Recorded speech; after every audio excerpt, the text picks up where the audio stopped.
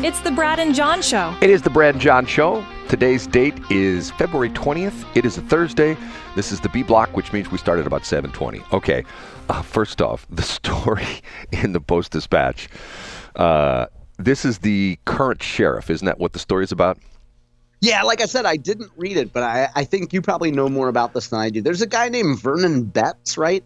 Who was leaving office? Is that the story? Well, if I'm not mistaken, he's the previous sheriff, okay? And the new sheriff has come in, and the new sheriff, apparently, they claim, it's a pretty interesting story because it talks about one of the jail workers who is, I guess, just like sort of like a guard, because it talks about in one point in time that there was a grievance filed against him because he's running for, I think he's running for alderman in the city, okay? So he's working for the city jail as one of the jail guards, and the new sheriff comes in, and apparently he has asked the new sheriff if he can have a leave of absence because he wanted to essentially campaign for the election coming up in April. And the new sheriff apparently said, well, let's pull out the golden dice and we'll roll the golden dice, and whatever comes up, if the dice comes up 7, you can have your leave of absence, and if the dice don't come up 7, guess what? You're going to get fired. And supposedly they fired him, and he claims this. And the current sheriff said that never happened. That never happened. But the interesting part of it was the guy who was the guard essentially taped it all on his phone, recorded it on his phone. So he actually has a recording of this interchange between him and the new sheriff, and that's been entered into evidence. And supposedly the recording absolutely positively correlates or corroborates everything he said, and the new sheriff was not telling the truth. And pretty bizarre story, and it's just one of those things. It's like, okay, so you're going to roll dice. See, that's what Trump should be doing. They should be going into everybody's office and say, okay, or they should have a roulette wheel and say, okay, red or black, and spin the wheel, and you go, red. Yeah, that's too generous, though, because that's almost 50-50. Like, I like the idea of you have to roll a 7, because that's very hard to do. Right. Not easy to do. So I'm going like, okay, only in the city. Only in the city. Only in the city.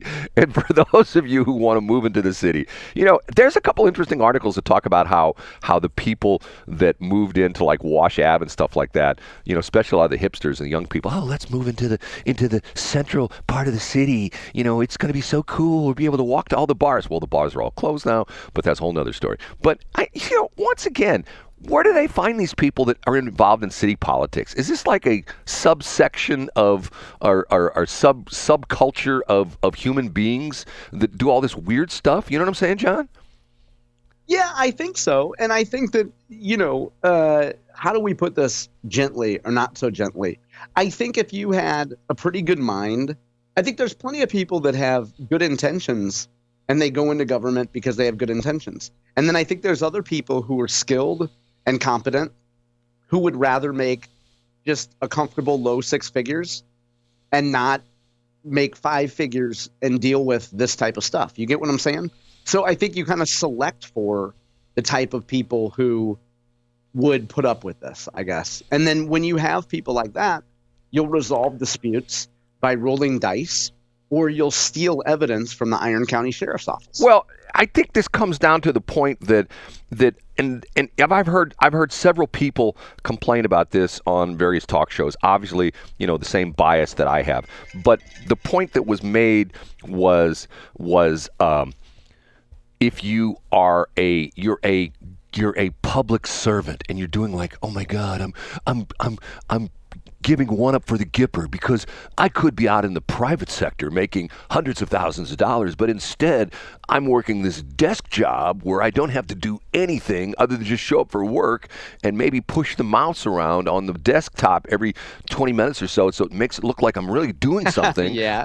And oh my God, I'm sacrificing. Where is a lot of the public service, let's be honest, the reason they work for the government is because it's easy peasy, you never get fired, and you get this incredible pension when you retire, and life's good. I mean, am I speaking the truth or what?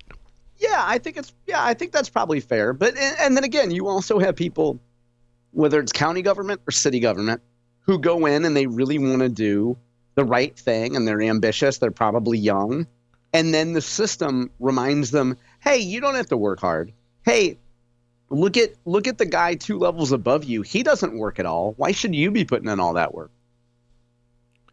Well, I guess, I mean, God, that's I don't know. It's just so frustrating. And I think the interesting thing is that this is like maybe 30,000 foot view of the thing with Trump getting rid of all these employees. The Democrats are having a heart attack over this. And the interesting part of this is that essentially what Trump is saying, and tell me if I'm wrong, he's essentially saying, look, our government is bloated. We have all these people doing things. We give them, like they go through the USAID stuff where they have like they're giving, what is it? There was they're doing a drag show in Rio de Janeiro that they're paying for, or some crazy stuff like that. Yeah. Why are we doing that? And to the point where, just like me, I mean, I can go into any governmental office. Like, for example, I'll pick one right now, St. Peter's, okay? St. Peter's has these fantastic parks. They have these super nice buildings. Matter of fact, if you go out to I don't know what they call it, the Justice Center where the police department is and where the court's building is, the floors are marble, okay? Having said that, when you go downtown and you look at, the civil courts building, or for example, if you go to Washington, D.C. and you go to the Capitol building, why do we need, or like right here in the state of Missouri, why do we need this fancy donkey, if you know what I'm saying, this fancy donkey building in Jefferson City for the Capitol? Why can't we build, a 3-story building where it's done with traditional construction? It's got, elevator in it. It's got 3 floors. It doesn't have big expansive. It's like if you've never been in the Truman State Office building, have you? Have you ever been in the Truman State Office building? Yeah. Yes, I have. Okay. When you go in, it's got that huge, monstrous atrium in the middle, and you go like, okay, talking about, and it's what, 5 stories tall? It's a 5-story tall atrium. Like, talking about wasted space. Why do you have, and we're not talking a small atrium. I would say that atrium is probably, 150 feet maybe across? At least 100 feet, wouldn't you say? Yeah, I think so. And, Mark Reardon had Senator Mary Elizabeth Coleman on yesterday to talk about Missouri's DOGE effort. I think one of your suggestions to Senator Coleman might be to replace these buildings with some of those Sears prefabricated homes. Wouldn't that make the most sense, Brad? To tear down some beautiful buildings that will last forever, that are well established, and maybe get some buildings from IKEA. Let's have some crummy Chinese plastic buildings instead. It's funny you should bring that up because of the fact that that's exactly what I was thinking about, because I did hear her on Mark Reardon's show yesterday, and she was talking about this exact thing, that there's government buildings that they're not even using. Once again, John, corporate America, okay? You work for big Monsanto and then Bayer, okay? If the CEO of Bayer find out that there was a 50,000 square foot office building, let's say it's in Arnold, Missouri. For whatever reason, there's a 50,000 square foot office building in Arnold, Missouri that's owned by Monsanto that's not being used, but yet the utilities are on, they're doing maintenance on it, stuff like that. How long would that be before that piece of property hit the real estate rolls? How long would it be before that thing there was a commercial realtor who was called and say, sell this building? What, a day, 2 days, a week? Not long. And we don't even have to do a hypothetical, Brad, because if we've discussed many times on this show, the property at the corner of Lindbergh and Olive, the Monsanto campus, Bayer did exactly that. The land is not being used. Some workers, Brad, at Monsanto, at Bayer, management is leaning on them to show up a whole 1 day a week. Now, we've had a lot of employees. I shouldn't speak out of school here, but from what I understand, there's a lot of employees that are like, yeah, that's cool, but I'm not coming into the office 1 day a week. The point is there's a lot of real estate that's not being used. And what did Bayer do? They sold it, Brad, exactly to your point. Well, she also went into other things about the License Bureau thing. And here we go again. Do you know Here we go again. Well, okay. When I first bought the radio station in Washimo, I was somewhat surprised at the fact that the license office in Washington was run by the Chamber of Commerce. And I was going like, I've never heard of this before. I found out this is very common in small towns around the state of Missouri because of the fact that the smaller towns, there's not enough volume where they could make money with a license bureau. It becomes, and essentially it's done by, by private businesses or private organizations or not-for-profits and stuff like that. And I want to say maybe 5 or 6 years ago, they doubled the rates. In other words, when you go to a fee office, as they called it, they would charge you like $3 for a transfer, transfer of the title, stuff like that. That doubled. Okay, now they want to put it up to like another $3. And Mary Elizabeth Coleman, if you remember, she was talking about this, was like, okay, maybe there's a better way of doing this in the state of Missouri. Maybe this is one of the things where it should be actually be done by the state. And part of the reason is, and you make fun of me for me driving down to Jefferson City, I can tell you instances where I've been in some of these fee offices where it happened to me again. I mean, back in December. That's part of the reason I went down. I was transferring a title. I was getting rid of one of my cars, if you can imagine that. Okay? Tell the story again, how you went to multiple places in one day, Brad. That's a great story. I went to 3 places in one day and nobody would do it. And there's, you can't do that, blah, blah, blah, blah, blah, blah, blah. This is not the last time I went there, but that was about a year and a half ago. So I just got mad. It was about noon. I thought to myself, I'm just going to Jefferson City. I didn't have any appointments that day. I got in my car, drove down to Jefferson City, walked in the door. The nice concierge lady took my documents, looked at them. She says, okay. She gave me a little sticker. Your number 32. I sat down. Put my butt in the chair for maybe 30 seconds. They call my number. I go up, show the paperwork. Gal goes through it. Fine. Zoom, zoom, zoom, zoom, zoom. I'm out the door in 5 minutes. And I went to three places in St. Louis. There was one of them I went to, and I'll tell you this one up front. And anybody who's been to this one, matter of fact, maybe you, because this is, I think, somewhere near your neighborhood, the Chesterfield Fee Office down there in Chesterfield Valley. You know what I'm talking about? It was on the very end. Yeah. I think that one moved, but it was right by in the whole valley around where there's Golf Galaxy, yes, and all the strip mall it's stuff. It's the extreme end of the Chesterfield Valley area down there. It's on the very end of it. It's down near. It's back behind where the storage place is and the whole bit, and what the dog place. What is that? Petopia or whatever. Yeah, okay. Most people will know it because Annie Gunn's is right there. Yes, right around, pretty much right in back. Okay. That lady who owned that was Indian, and I'm not talking American Indian. I'm talking like Indian from not Indian, not feather Indian. Right, from the country, okay? And almost all the people worked there were Indian. And there was one woman who had a, shall we say, and this would be kind when I said she had a very limited use of the English language, okay? And one day I went there to do something. This is probably about 4 or 5 years ago. And I couldn't talk to her. I kept saying, okay, do this. And finally I said to her, can you turn your monitor sideways, because I'm at the counter, and turn the monitor sideways, and I'll show you. So I'm showing her where to put the stuff into the computer. Do this, do this, do this, do this. And the guy behind me is laughing because, and he's going like, boy, this is government efficiency at work. And to the point where then she finally gets it and she has to call one of the supervisors over. And I'm just like getting license plates. I wasn't doing anything complicated. I'm going like, God, how bad is this? But some of those fee offices can be extremely lucrative. I mean, they can make some serious money. And what happened in Washington, believe it or not, the Chamber of Commerce ran it and had and they actually expanded and built a new place down in the basement of City Hall. It was really nice, and the ladies there were great. They knew what they were doing. And one year, when the thing came up for bid, their bid was too high, and a local lady who had a couple other fee offices got the bid, and so the Chamber of Commerce lost the bid, and this lady rented a storefront in this little tiny strip center in Washington. People know what I'm talking about if you've been there before. And there were like 4 chairs in the thing, and it was real tiny, and it was real small, and the people were cranky, and I'm going like, okay, here we go again. We're taking a step backwards. Here we go again. Okay. What's the solution to this, Brad? Well, I say the solution is, everything else. The solution's the internet.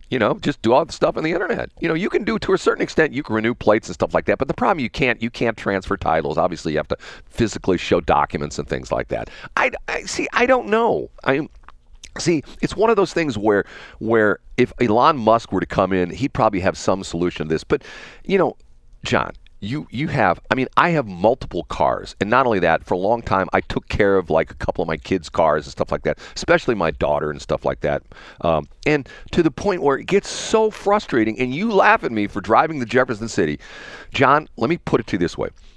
If there's something in your life that is very, it's going to be a hassle. It's going to be frustrating. You're just going like, oh my God, So I can't. like mornings from 7 to 8 a.m. Yeah. Yes. If you're like, oh, I can't believe I have to do this. Oh my God, I'm so upset. I don't believe I have to do this.